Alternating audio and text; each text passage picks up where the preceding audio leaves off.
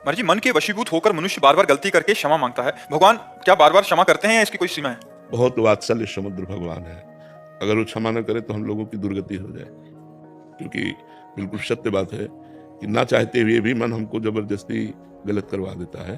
3 ऐसी बातें हैं जिनमें मनुष्य को महासुख की अनुभूति जैसा लगता है। यदि हमें सुंदर स्त्री मिल जाए, पुरुष के अंदर रहता है, या सुंदर पुरुष मिल जाए, स्त्री के अंदर रहता है, हम सुखी हो जाए।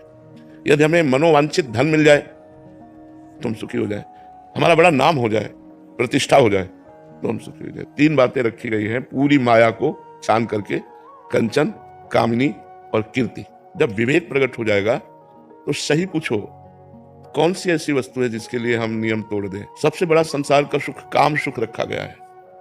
जिन स्थानों को स्पर्श करके हम साबुन और रज से हाथ धोते हैं, उन स्थानों में हम अपनी पवित्रता और अपने नियम को तोड़ करके मन के अधीन हो जाते हैं। इसलिए मामेवे प्रपद्यन्ते मायामेतां तरन्ति ते, श्री भगवान कहते हैं मेरी शरण में हो जाओ, मेरा नाम जप करो, मेरे में मन लगाओ, जीत जाओगे। अगर हम भगवान के चरणों में अपने चित्त को नहीं लगाएंगे, अन्यथा कोई चांस नहीं है। आप कसम खा लो, चाहे गंगा की, चाहे राम की, चाहे हरि की, चाहे माँ की, किसी की भी कसम खा लो, ये सब तोड़वा देगा।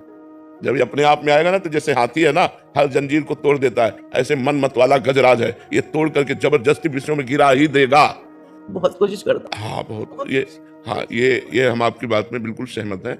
अगर हमें सही ढंग से चलना है तो एक दूसरे की दूरी बनानी होगी। हमें पता है मैं यहां गिर जाऊंगा तो मुझे नहीं जाना चाहिए, मुझे दूरी बनानी चाहिए। तो ऐसे ही गृहस्थ धर्म में है कि अपनी पत्नी से केवल अपना भाव रखे, अन्य माताओं बहनों के प्रति पवित्र भाव रखे, और एकांत में कभी उनसे ज्यादा देर ना मिले, नहीं तो मन हमारा बड़ा चंचल है, वो कभी खराब होकर के गलत आचरण कर ही सकता है। इसलिए साधना के द्वारा, इसे भजन के द्वारा रोका जा सकता है। दूसरा कोई उपाय नहीं। बड़े बड़े ऋषि मुनियों को ये भ्रष्ट कर देता है मन।